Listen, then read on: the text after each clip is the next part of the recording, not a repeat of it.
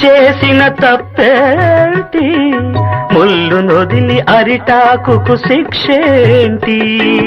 తప్పు నాది కాదంటే లోకం ఒప్పుతుందా? నిప్పులాంటి సీతనైన తప్పు చెప్పకుండా అది కథే కదా, మన కథ నిజం కాదా? అది కథే కదా, మన కథ నిజం కాదా?